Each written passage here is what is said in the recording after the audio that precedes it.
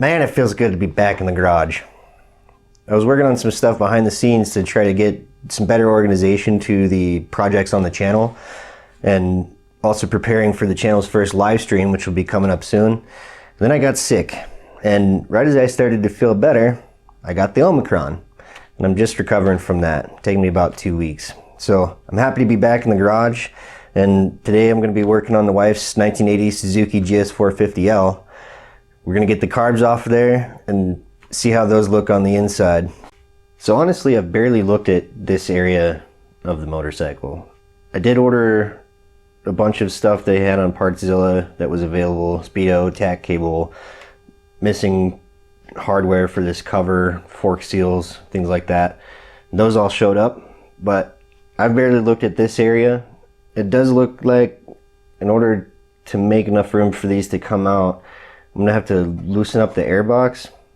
And my hope is that if I can just loosen up the airbox and slide it back just enough for those carbs to clear the intake boots and just pull them right out this way.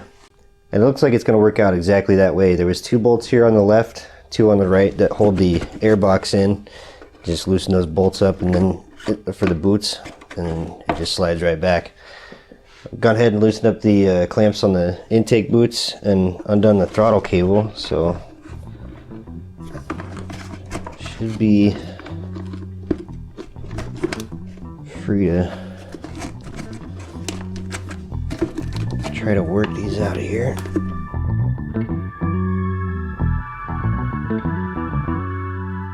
One of those many times where just a wee bit more space. Oh, there we go.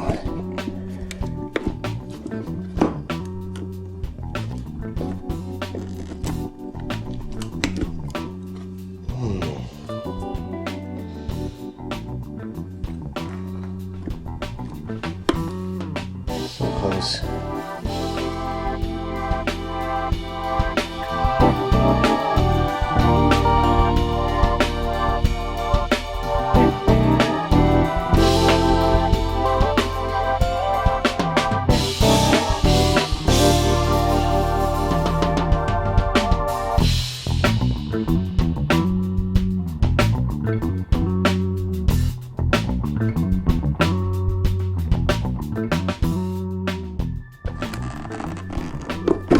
Ah, there we go.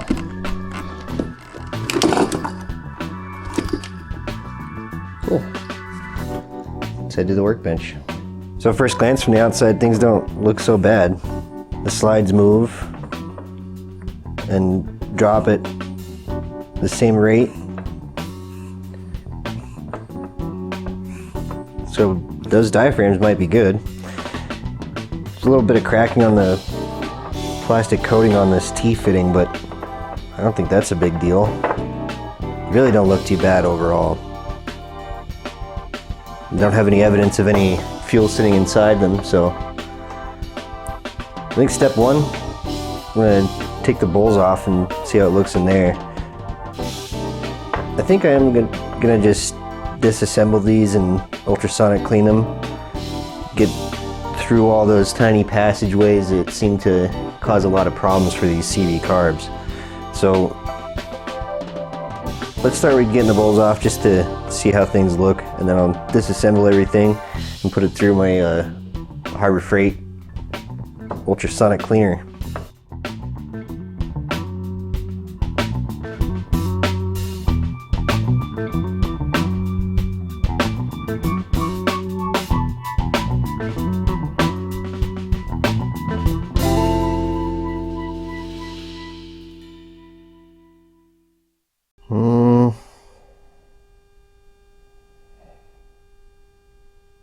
A little bit of sediment there.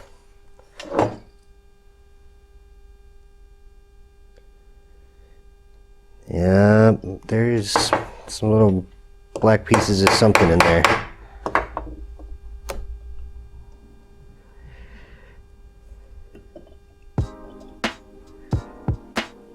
See that stuff that's gathered in the bottom of the bowl?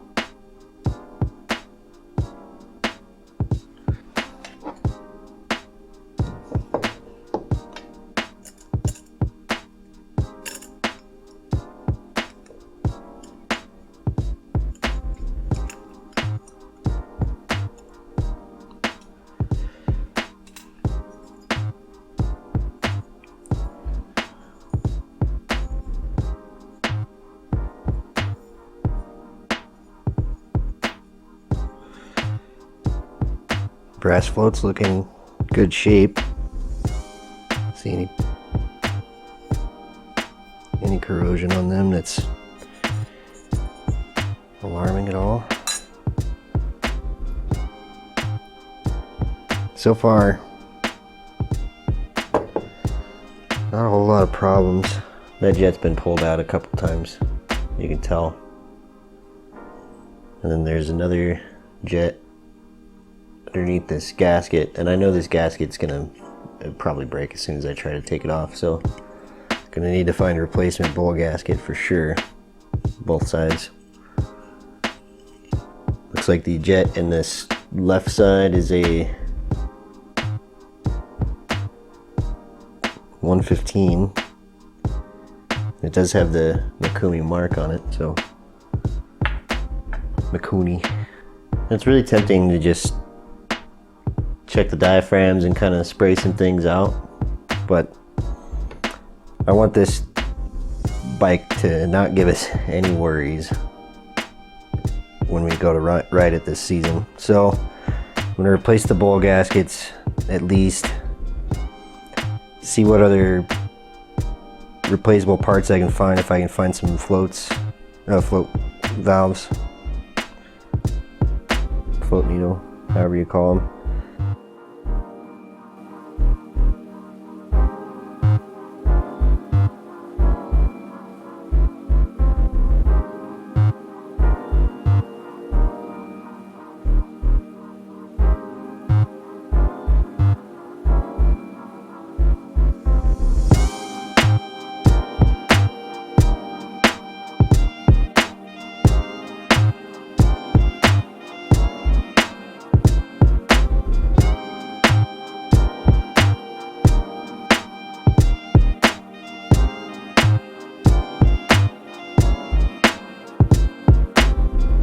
So overall, things don't look too bad at all.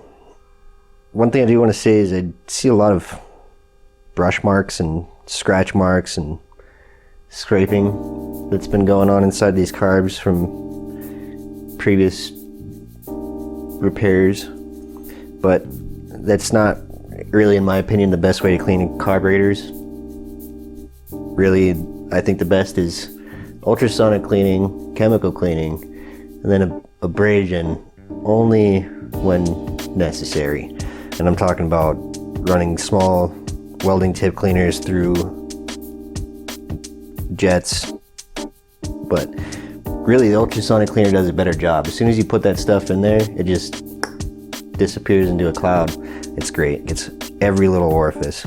So I'm gonna go ahead and put these into the ultrasonic cleaner after I get them the rest of the way disassembled, and I'll show you that. All right, I got everything off of the carb bodies that I could, and they're in the ultrasonic cleaner, which is preheated with some vinegar and just a dash of pine salt. So I've got it set for the maximum amount of time, which is 5 minutes. Hopefully we will see some cool bubble action from all that cavitation, just breaking all that stuff apart. Let's see what happens.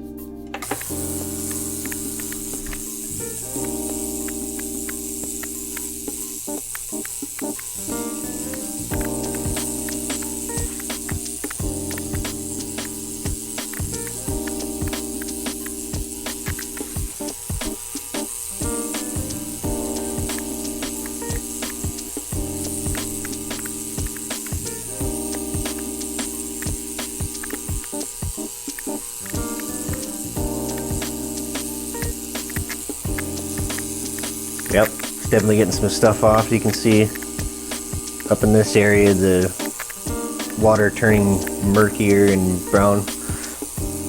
That's from all that stuff inside the carbs literally just getting broken off and dissolved into the water.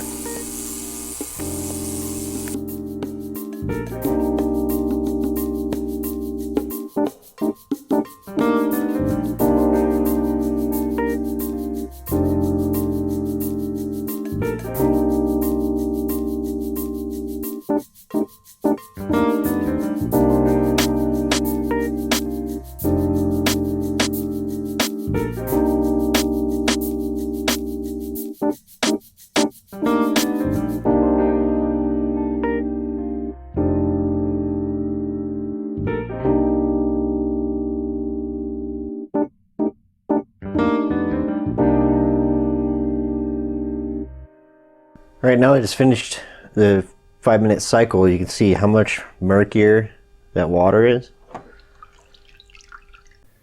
And how much better this carb looks after just one cycle.